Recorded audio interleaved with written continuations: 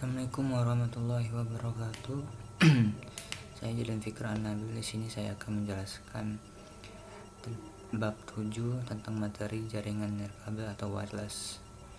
Jadi wireless itu adalah teknologi konektivitas yang memungkinkan perangkat seperti komputer, smartphone atau perangkat IoT saling berkomunikasi dan bertukar data tanpa menggunakan kabel fisik.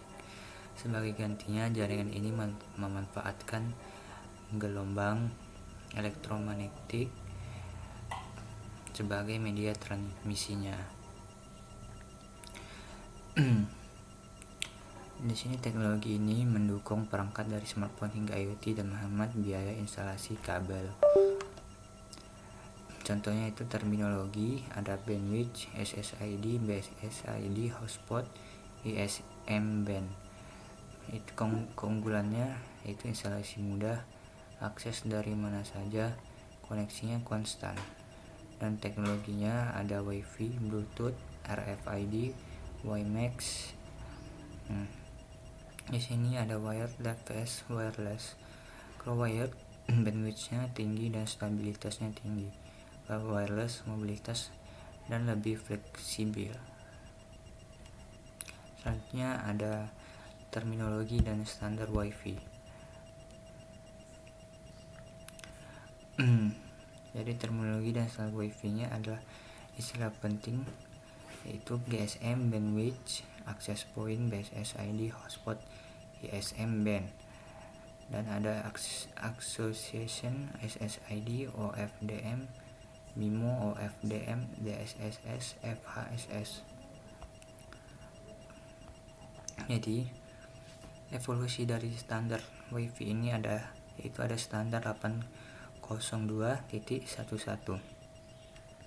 Itu jadi standar ini adalah WiFi yang diatur oleh standar global yang dikeluarkan oleh IEEE. Itu standar ini terus berevolusi untuk mengakomodasi kebutuhan kecepatan data yang lebih tinggi dan kepadatan perangkat yang terus meningkat. Contohnya itu standar 802 ini yaitu perkembangan dari 11 Mbps ke WiFi 6 AX untuk lingkungan yang padat. Selanjutnya ada topologi, klasifikasi, dan komponen. Berdasarkan cara perangkat saling terhubung, jaringan nirkabel dibagi menjadi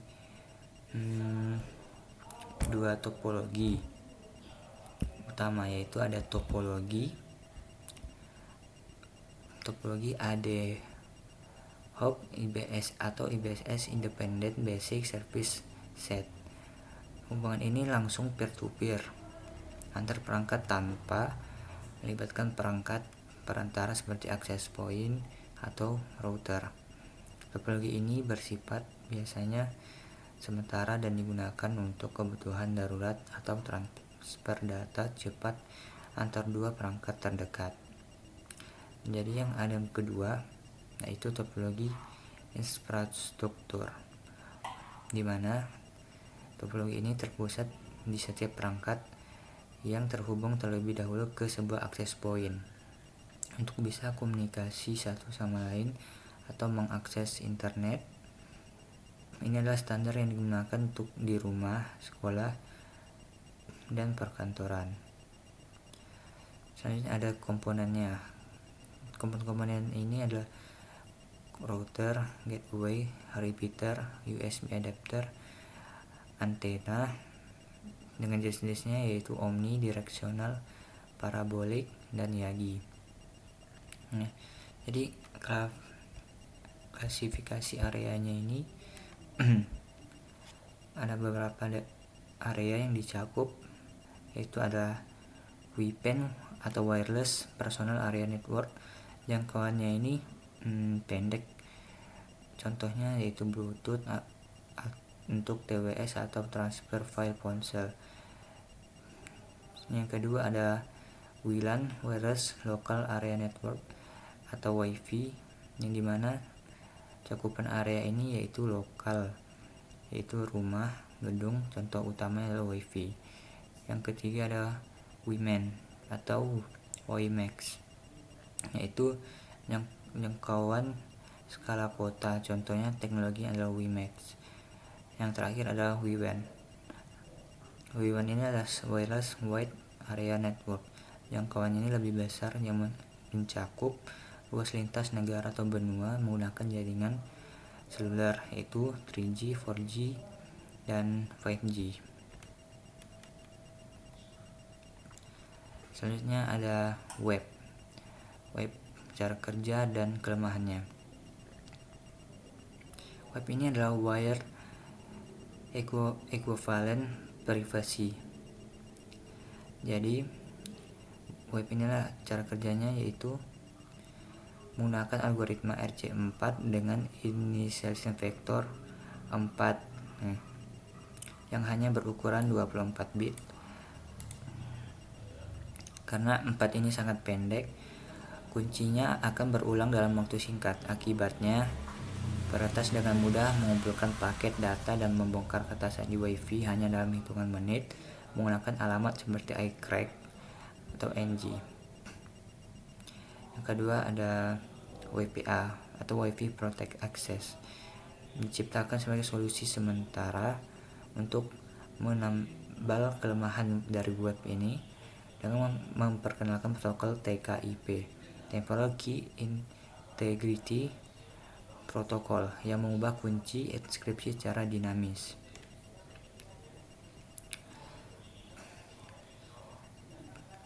Jadi web ini lemahnya itu di integritas, membuat web mudah dibobol. Pengumpulan 4 memungkinkan pemulihan kunci dalam waktu singkat.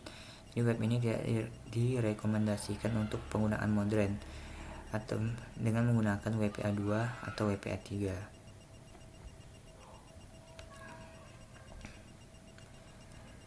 Terus selanjutnya ada WPA 2, WPA 3 atau evolusi enkripsi. WPA yang pertama ada WPA. WPA itu adalah jaringan yang memperbaiki web dengan TKIP per paket key mixing dengan komponen-komponennya, itu ada MIC 4 yang berukuran 48 bit, masih berbasis RC4 dan masih tergantung rentan.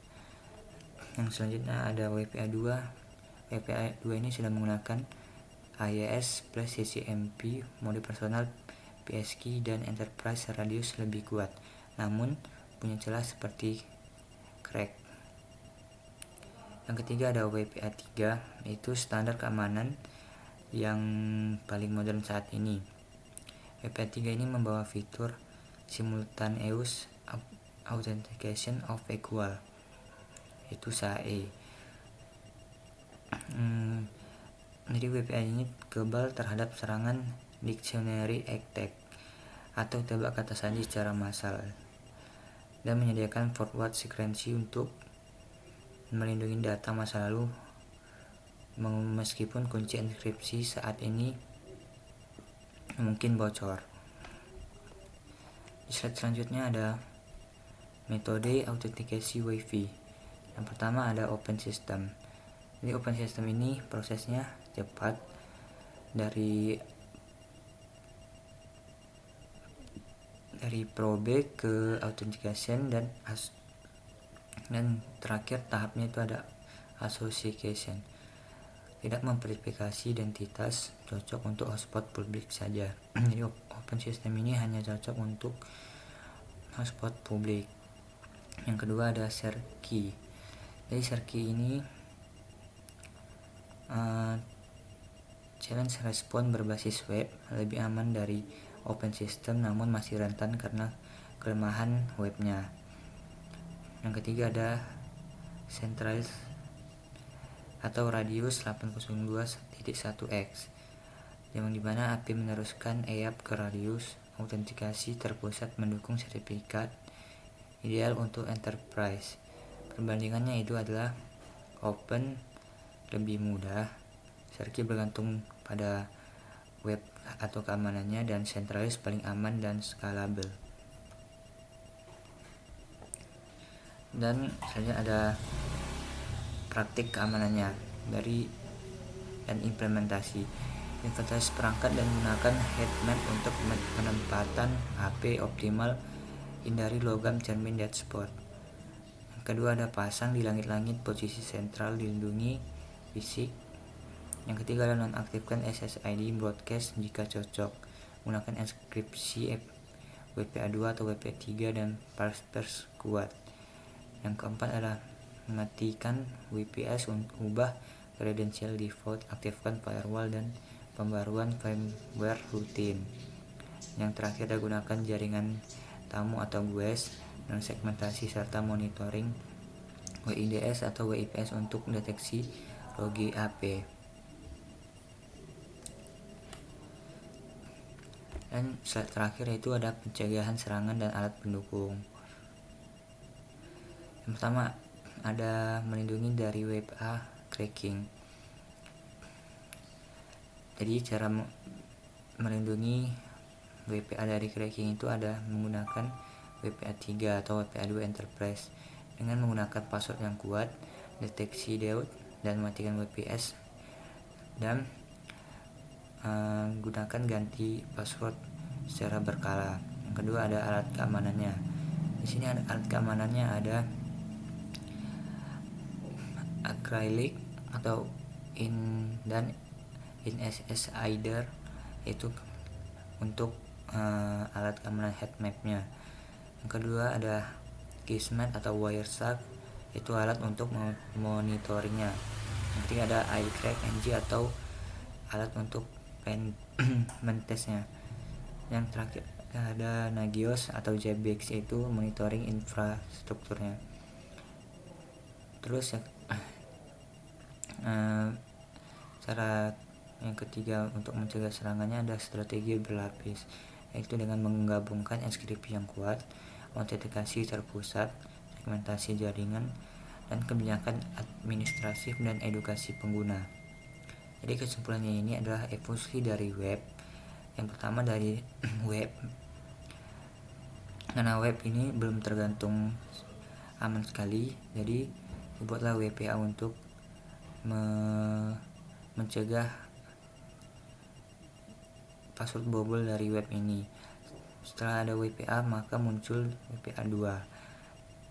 WPA2 ini sudah cukup membuat password yang kuat dan lebih mencegah serangan. Dan yang ketiga ada tahap terakhir, yaitu WPA3, yaitu mencerminkan perbaikan berkelanjutan dan terapkan praktik terbaik dan terus update perangkat.